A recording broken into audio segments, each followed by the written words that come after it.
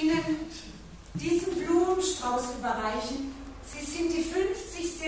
die wir befragen.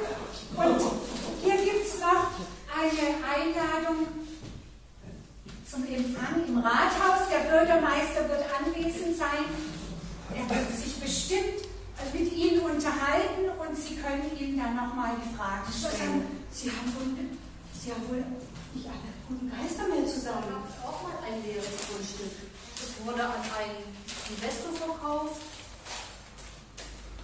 mit der Zusage, generationsübergreifendes Wohnen anzubieten. Was daraus geworden? Inzwischen steht da ein großer Klotz mit super Luxus-Eigentumswohnungen.